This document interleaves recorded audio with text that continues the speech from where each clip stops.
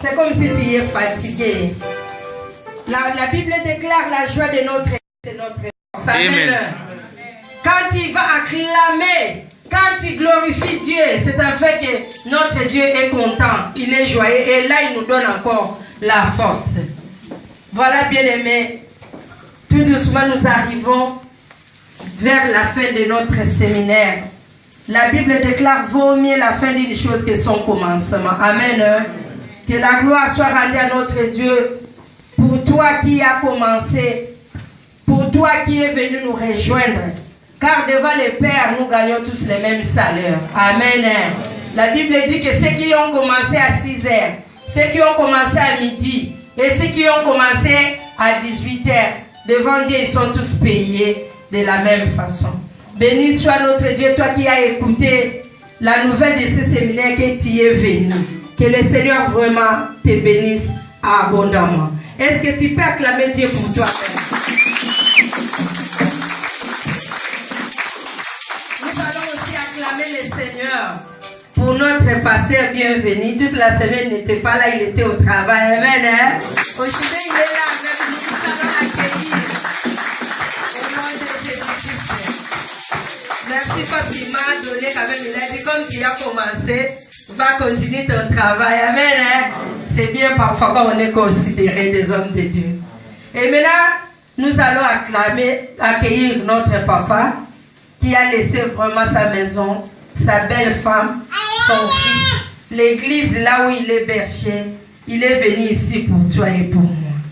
Nous allons vraiment glorifier le Seigneur, acclamer le Seigneur pendant que l'homme de Dieu va s'avancer.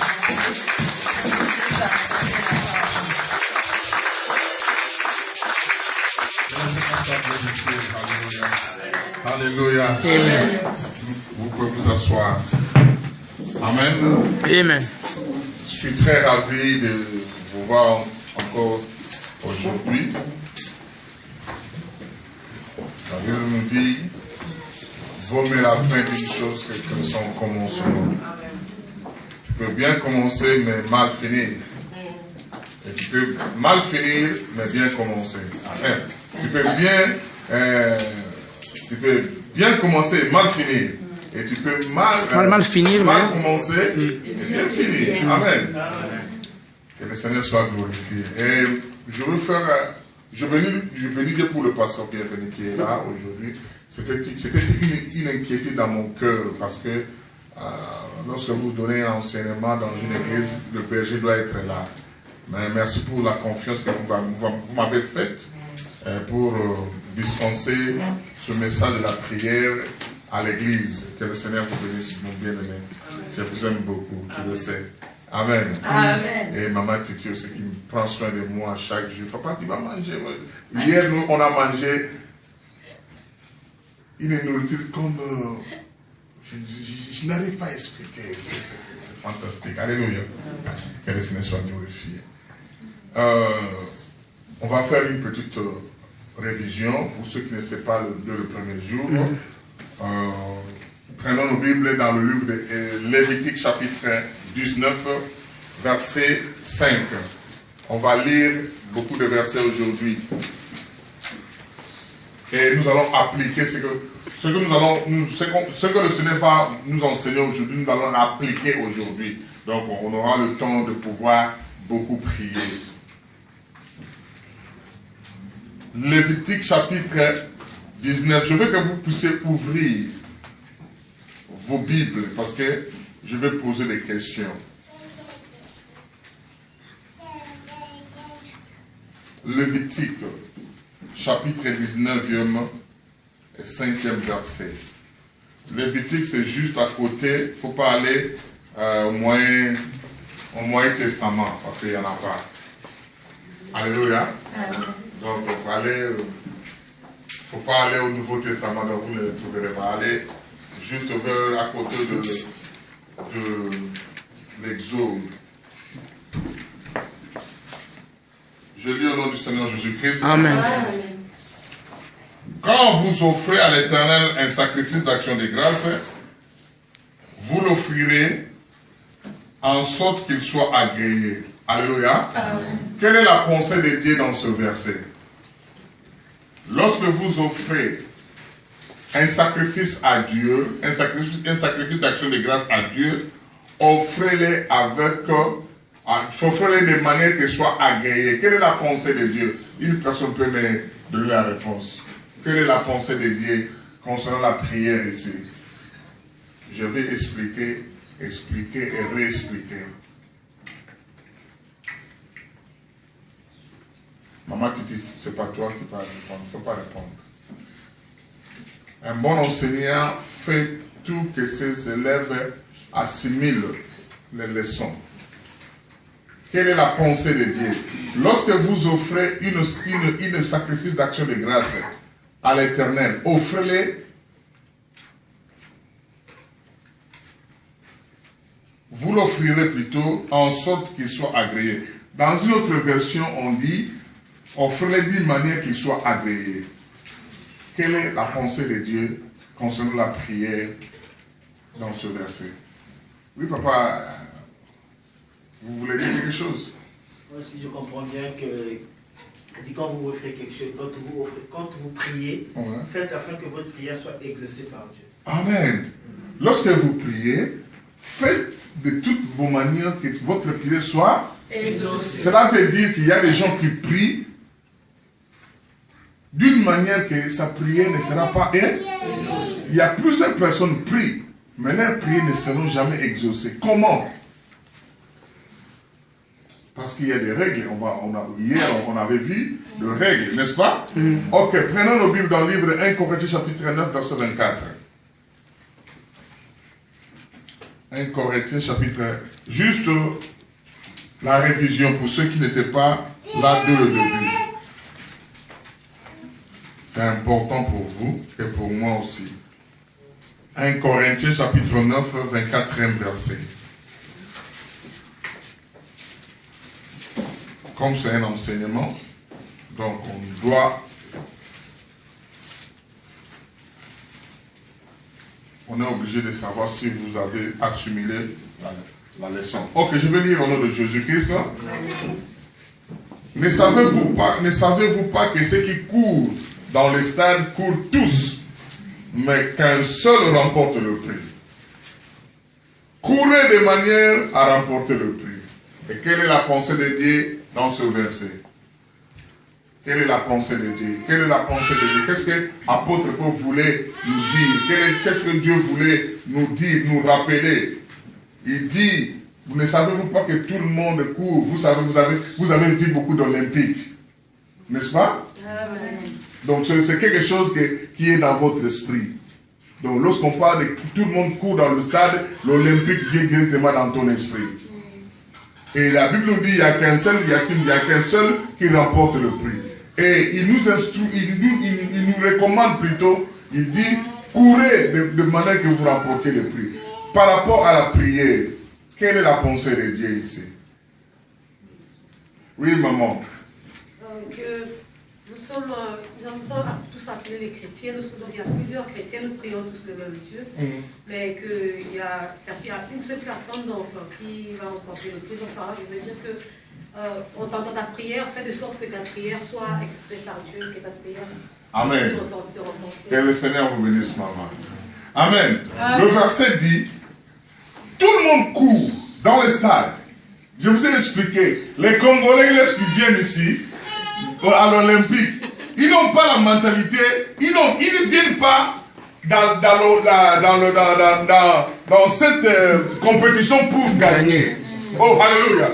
Ils ne viennent pas avec cette mentalité de gagner le trophée. Ils viennent seulement pour courir. Mais pour vous, oh Jésus, pour vous, ne faites pas de cette manière. Lorsque vous courez, courez de la manière à recevoir le trophée. Cela veut dire, lorsque nous prions, dans notre église, il y a plusieurs gens qui viennent prier. Nous prions, mais il y a certaines personnes qui viennent dans la prière dans une mentalité de ne pas recevoir la réponse. Mais pour vous, ne faites pas comme eux. Lorsque vous priez, ayez la mentalité que moi je pars prier, je vais recevoir ma réponse. Et je parle à quelqu'un. Amen. Du pasteur parle de toi. Regarde ton ami, dit, le pasteur parle de toi. Tu dois prier. Lorsque tu pries, et la mentalité, alléluia, de recevoir la réponse. Aujourd'hui, je vais expliquer deux choses. C'est des choses clés qui vont déclencher des miracles dans votre vie. Amen. Tu n'auras pas, oui, il y a certaines choses que vous avez besoin, vous aurez besoin de pasteurs, mais à un moment donné, vous n'aurez plus besoin de pasteurs. Tu peux faire tout seul. Amen. Il arrive des fois, c'est que les Anglais disent, pastor abuse. Vous abusez de votre pasteur. Vous les réveillez le matin, les soirs, les jours. Il y a quelque chose que tu peux faire toi-même. Le pasteur de ton travail, il est devenu mal à l'aise à cause de ton coup de fil. Tu peux le faire moi-même. Si l'enfant a de la migraine, tu peux le faire toi-même. Tu imposes la main et tu pries, c'est fini. Oh, je parle à quelqu'un. Tu veux que le pasteur quitte le travail, qu'il vienne prier pour ton enfant qui a de la migraine? Oh, alléluia. Amen. On va apprendre ces choses. Donc, apôtre Paul voulait nous expliquer que lorsque nous prions, tout le monde prie. Beaucoup de chrétiens dans le monde prient. Mais peu seulement reçoivent la réponse de Dieu. Nous courons tous dans le stade. On est tous des chrétiens. Nous venons tous adorer Dieu et prier. Mais il y a peu de gens qui reçoivent la réponse. Mais pour vous, priez de manière que vous receviez la réponse. Amen. Ok. 2 Timothée chapitre 2 verset 5. Juste une répétition pour ceux-là qui n'étaient pas de le départ, n'est-ce pas? Ok. 2 Timothée. Il arrive des fois, il faut laisser pasteur bien venir dormir. Aujourd'hui, le chat de notre voisin nous a embêtés toute la nuit. Alléluia. C'est pas un sorcier, seulement il s'est perdu. Alléluia. Et il avait fait, comme il ne savait pas comment rentrer chez lui, il a pleuré toute la nuit. Et je n'ai pas eu de sommeil. Alléluia. Alors, lorsque j'ai besoin de dormir, laisse-moi dormir. Alléluia. Lorsque le pasteur a besoin de dormir, laisse-le dormir. Il y a des choses que tu peux faire toi seul, étant que chrétien. Jésus a dit, je vous ai donné le pouvoir de marcher sur le scorpion et le serpent et sur toute puissance des ennemis. Et rien ne pourra vous nuire. Il n'a pas donné le pouvoir, il n'a pas donné le pouvoir au passé, il a donné le pouvoir à tous les chrétiens, les enfants nés de nouveau. Alléluia. Qui sont dans le royaume de Dieu. Prince William, notre prince, il n'est pas encore roi, mais il a l'influence de la royauté. Toi, tu as l'influence de la royauté. Amen. Alléluia. Il a le pouvoir. S'il décide de venir ici à Los, les policiers de la Los vont se mobiliser. Lorsque toi, tu déplaces, les anges se mobilisent. Amen. Alléluia. Amen. Les anges se mobilisent. Et je vous ai dit, le pasteur a dit, tu es un ambassadeur. C'est toi qui donnes le visa du ciel aux gens. Tu peux leur donner même au marché. Je te prêche la parole, tu acceptes la parole, tu acceptes Jésus, je prends ton passeport, je donne le visa. À partir d'aujourd'hui, mon frère, tu es devenu citoyen céleste. Alléluia. Alléluia. Donc, nous avons, si nous savons ce que nous sommes, on n'aura pas peur de quelque chose. Alléluia. Amen. 2 Timothée chapitre 2, verset 5. Il y a beaucoup de choses à dire, mais c'est comme nous parlons sur la prière, je préfère m'arrêter, je ne vais pas aller des côtés. Mais nous les chrétiens, nous devons savoir beaucoup de choses. 2 Timothée chapitre 5, verset 5. 2 Timothée chapitre 2 plutôt, verset 5. La Bible nous dit ceci. Et l'athlète n'est pas couronné s'il n'est pas combattu suivant les règles. Un athlète, je dis ici, que nous regardons souvent l'Olympique. Alléluia. Amen. Et l'athlète n'aura pas de médaille. N'aura pas de médaille s'il ne court pas selon les règles. Même si tu es rapide, mais il y a des règles. Tu ne peux pas courir en désordre. Hein? Il y a des lignes. Tu ne peux pas croiser ton compatriote pour se sortir le premier. Non, non, non, non, non. Il faut courir selon les règles. Tu as ta ligne à toi. Cours dans ta ligne. Alléluia. Amen. Et la Bible nous dit, si l'athlète ne court pas selon les règles, il ne sera pas couronné. Et si l'athlète se dope, il ne sera pas couronné. Même s'il était le premier, on retire la médaille. Oh, alléluia. Amen. Et je parle à quelqu'un. Donc, les règles, dans la prière, il y a aussi des règles. Oh, beaucoup de chrétiens nous accusent. Le pasteur n'a pas l'onction. Hey, c'est toi qui n'as pas l'onction et tu n'as pas la sagesse. Alléluia. Parce que tu cours ça et tu accuses Dieu. Dieu n'a pas de problème. C'est toi qui as des problèmes. Oh, je parle à quelqu'un. Dieu n'a pas de problème. Aujourd'hui, nous allons voir de bonnes choses. Dieu n'a pas de problème, c'est toi. Regarde. Dieu a tout préparé pour toi. La Bible nous dit, il a tout réservé pour nous avant la fondation du monde. Je vais vous surprendre. Même Jésus était mort avant qu'il soit mort. Amen. Jésus n'était pas mort le jour où vous l'avez vu au Golgotha. La Bible nous dit, voici l'agneau de Dieu immolé avant la fondation du monde. Donc Jésus a été immolé avant la fondation. Donc il a été déjà mort, préparé pour nous avant. Dieu savait que moi je vais pécher. Dieu savait que toi tu vas pécher. Dieu savait que toi tu vas tomber. Et j'ai déjà préparé ce Jésus qui sera pour toi un remplaçant. Et c'est lui qui va payer, il va expier tes péchés. Donc, dans le réserve de Dieu, il y a tout pour toi. Amen. Mais comment tirer ce que Dieu a préparé pour toi? Alléluia. Abraham a dit à Jacob, à Isaac. Isaac a demandé à Jésus, à son père, Père, voici les bois, voici le feu. Mais où est l'agneau? Sagement, Abraham a dit, l'Éternel nous voilà. Donc, il savait déjà que Dieu avait préparé l'agneau à la place de son fils. Amen. Et c'est la première personne qui a cru à la résurrection, c'était Abraham. Amen. Je parle à quelqu'un. Amen. Donc, ce que toi tu attends, Dieu fait dans ta vie, est déjà fait. Amen. Amen. Yes. Attirez seulement. Amen. Je vais vous dire une chose. Alléluia. Amen.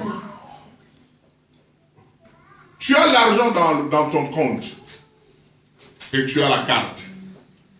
Et tu as le PIN number, la code. Mais si tu ne pars pas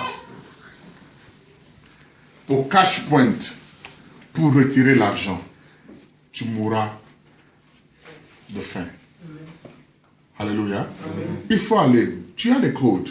Si tu n'as pas les codes, va à la banque, demande la code. Alléluia. Amen.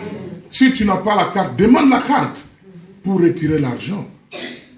C'est pareil avec la prière. C'est pareil avec le chrétien. Nous, Dieu a tout réservé pour nous. C'est à nous d'aller prendre. Et comment prendre? Il faut avoir la carte, le PIN, et savoir là où tirer l'argent. Je parle à quelqu'un s'il vous plaît. Donc, l'athlète ne peut pas être couronné. Tu ne peux pas recevoir la réponse si tu ne pries pas selon les règles. Alléluia. Et je vais terminer par deux versets. Matthieu chapitre 6, verset 7 à 8. Le verset que le frère avait dit hier. Matthieu 6.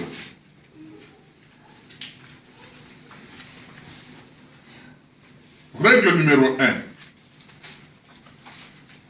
1. Et on va rentrer dans notre maison. Ça, c'est juste pour ceux qui n'étaient pas de le départ.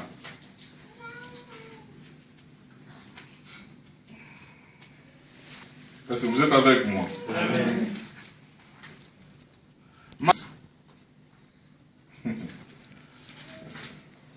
C'est merveilleux ce Dieu-là que nous servons. Verset 7 nous dit, en priant, ne multipliez pas de vaines paroles, comme les païens qui s'imaginent en forçant qu'en force de paroles, ils seront exaucés. Oh, alléluia. En force de beaucoup parler, de vaines paroles, ils seront exaucés. Ne leur ressemblez pas, car votre Père, votre Père sait tout ce que vous avez besoin avant que vous lui demandiez. Alléluia. Jésus voulait dire ceci. Lorsque vous priez, il dit, lorsque vous... Jésus savait que vous allez prier. Jésus savait, c'est une recommandation. Il sait que tu dois prier et tu sais que tu vas prier. Mais quand tu pries, ne multiplie pas de... Jésus n'a pas dit, ne multiplie pas de paroles. Il a dit, ne multiplie pas de vaines paroles. Je vous ai dit la fois passée, la prière, ce n'est pas raconter des histoires. Père, tu sais, je suis le fils l'aîné de la famille, le fardeau de toute la famille sous mes pas. Il essaie, la Bible nous dit qu'il essaie. Alléluia. Ce sont des histoires. Alléluia. Amen. Ce sont des histoires. Ne racontez pas. Il sait que tu es le... Avant que tu sois né, il savait que tu vas être l'aîné de la famille. Et toi, tu le rappelles, tu le dis, je suis l'aîné.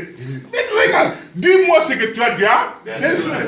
Tu me racontes des histoires. Oh, je suis l'aîné de la famille, je suis l'aîné de la famille. Nous sommes nés dans une famille pauvre. Il sait que vous êtes nés dans une famille pauvre. Mais qu'est-ce que toi tu fais?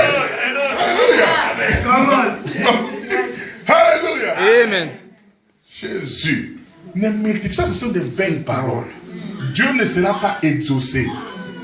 Tu ne seras pas exaucé. Deuxième chose, ne pleurez pas lorsque tu... Beaucoup de gens pleurent. Ils croient qu'en pleurant... Tout ce que tu fais là ne va pas influencer Dieu. Dieu n'est pas influencé par tes pleurs. Oui, on peut pleurer par des émotions. Alors, je veux rectifier par ici. On peut pleurer par des émotions, mais lorsque je pleure, j'utilise des mots appropriés dans ma prière. Alléluia. Mais il y a des pleurs, il y a certains qui pleurent. Ils croient que c'est la prière. Ce n'est pas la prière. Prier, parce que quand quelqu'un a des douleurs, il peut pleurer. Mais il peut aussi se réjouir aussi. Amen. Alléluia. Donc, pleurer, ce n'est pas une raison que Dieu va se sympathiser de toi. Alléluia. Dieu dit ceci. Il a dit à Jérémie, qu'est-ce que toi tu vois? Jérémie chapitre 1 verset 11. Il dit, Jérémie, qu'est-ce que toi tu vois? Jérémie a dit, je vois une branche d'amandier. Et écoute ce que Dieu a dit. Tu as bien vu. Car je suis derrière ma... Oh, dis, je suis derrière ma... Est-ce que Dieu est derrière tes pleurs? Non. Dieu est derrière tes histoires? Non. Dieu est derrière sa parole. Thank you. C'est ce qu'on va apprendre aujourd'hui. Dieu est derrière sa parole. Et Dieu n'est pas derrière tes émotions. Il est derrière sa parole à lui.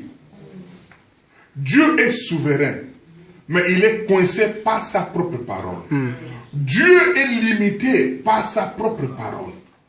Il ne peut pas violer sa propre parole. Il dit, Dieu, Nombre chapitre 23, verset 19, Dieu n'est pas un homme pour mentir, non plus un humain pour se repentir. Ce qu'il dit, il le fait.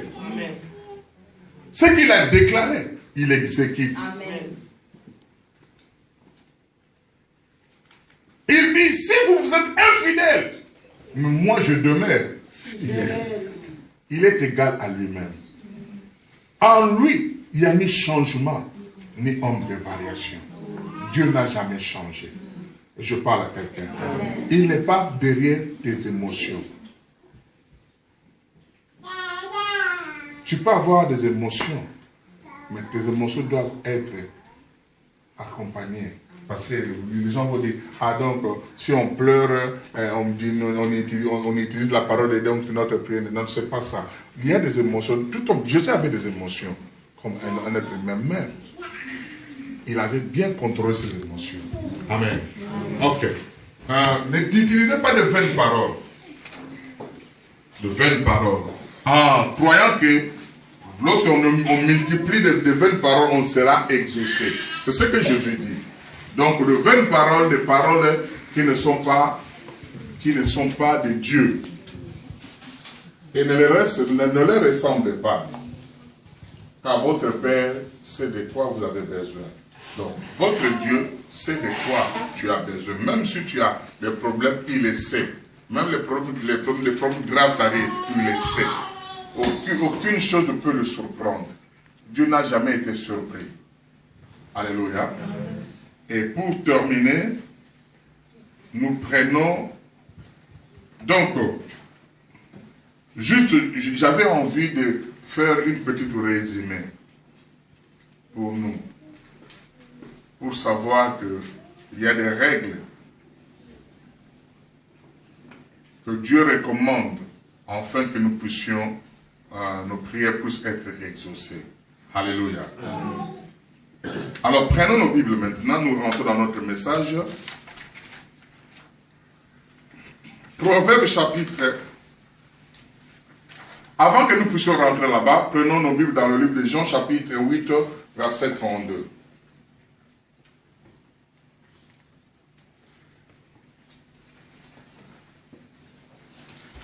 Jean chapitre 8, verset 32. Je commence au 30e verset, je vais terminer au 32e verset.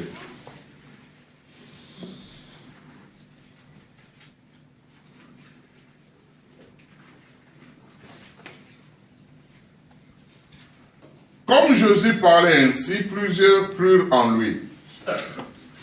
Il dit aux Juifs qu'il avait cru en lui, si vous demeurez dans ma parole. Alléluia. Amen. Si vous demeurez quoi? Dans ma parole. Demeurez quoi? Dans ma parole. Thank you. Et vous êtes vraiment mes disciples. Et vous connaîtrez la vérité, et la vérité vous affranchira. Alléluia. Amen. Jésus dit aux Juifs qui avaient cru. C'est de la même manière que Jésus nous parle aujourd'hui. Vous qui avez cru à lui. Vous qui l'avez accepté, demeurez dans sa parole.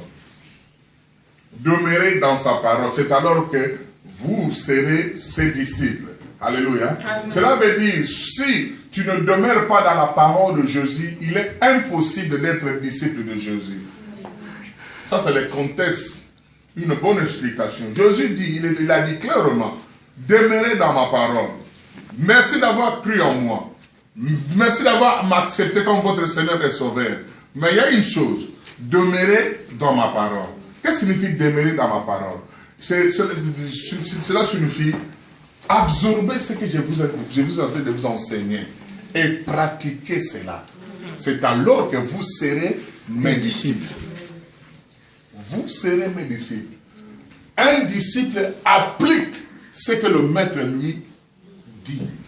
Si tu n'appliques pas ce que le maître te dit, tu n'es pas un disciple. Et Jésus voulait que ses disciples puissent absorber, écouter, emmagasiner tous ces enseignements. Et après, ne laissez pas comme ça, appliquez-les, mettez-les en pratique. Et Jésus dit à ses disciples, restez dans ma parole, demeurez dans ma parole. Et vous serez mes disciples. Après, vous connaîtrez la vérité. Et la vérité vous affranchira. Cela veut dire, en grec, on dit ceci. Vous connaîtrez la vérité. La vérité que vous comprenez. Tu peux entendre la vérité et ne pas comprendre la vérité. La vérité, vous connaîtrez la vérité. Et la vérité que vous comprenez, c'est alors cette vérité vous affranchira. Amen. C'est la vérité qui nous affranchit. ce que nous connaissons, ce que nous comprenons. Alléluia. Ce que moi je comprends, c'est ce que je vais appliquer. Alléluia. Amen. Donc, les mamans sont ici. Amen. Vous avez des livres à la maison pour préparer, n'est-ce pas? Certains de vous ont des livres, des recettes. Vous en avez beaucoup, vous avez acheté beaucoup, mais peu de vous les utilisent. Alléluia. Oh, papa, jugez-moi. Non, c'est vrai. Vous avez acheté. Ah, vous n'utilisez pas ce livre. C'est de la même manière que Jésus voulait dire. Lorsque vous achetez, vous avez la Bible avec toi. Lui là est pratiqué. Et tu seras un bon cuisinier. Alléluia. Un bon disciple. Alléluia. Les mamans, ils achètent des livres de cuisine. Mais ils ne les pratiquent pas. Ils ne font pas ce qui est dans le livre. Ils ne préparent pas ce qui est dans le livre. Ils ont acheté parce qu'ils ont vu des photos, des belles photos, tout ça. Bon, je vais essayer, mais ils ne font pas. Jésus dit, vous connaissez la vérité. Et lorsque vous comprenez la vérité, alléluia. Et cette vérité, vous allez rendre, vous va vous rendre libre. Alléluia. Est-ce que tu sais qui tu es? Jésus, je vous ai dit hier, Jésus savait qui il est. Il était plutôt, et qui il est, parce qu'il est vivant. Amen. Lorsqu'on l'insultait, Jésus ne répondait pas, parce qu'il savait qui il est. Lorsqu'on disait de lui, tu es fils de Belzébou, il dit, je suis le fils de Dieu. Je suis le fils de Dieu. Alléluia. Lorsqu'on disait de lui, tu es le fils de Champatier, il dit, je suis le pain de vie descendu du ciel. Oh, je parle à quelqu'un ici. Amen. Lorsqu'on disait de lui, tu as l'esprit de Belzébou ici, l'esprit du Seigneur est sur moi. Cela veut dire, il n'a pas voulu répondre de ce que les gens disaient de lui. Il répondait ce qu'il connaît, il répondait ce qu'il est. Amen. Il savait qui il est. Est-ce que toi tu sais qui tu es? Et cette vérité va te libérer dans cette complexe d'infériorité. Tu sais qui tu es. Alléluia. Amen. La vérité, vous connaissez la vérité vous affranchira. Ok, donc la vérité c'est la parole de Dieu. Tu comprends la parole de Dieu et cette parole te délivre. Alléluia. Et Anne savait une vérité. Elle avait un problème d'enfantement. La Bible nous dit Dieu avait fermé ses entrailles. Et un jour, elle est partie au temple pour chercher Dieu. Et Élie était là, comme Élie, le sacrificateur était là. Elle pleurait, elle pleurait, elle pleurait, elle pleurait. Après avoir pleuré, Élie est venu. Elle a dit, toi femme, quand est-ce que tu cesseras avec ton ivresse? Oh, alléluia. Il n'était pas venu à l'église avec l'ivresse. Donc, ce que le prédicateur disait de lui, c'était le contraire. Et il n'a pas insulté le prédicateur. Oh,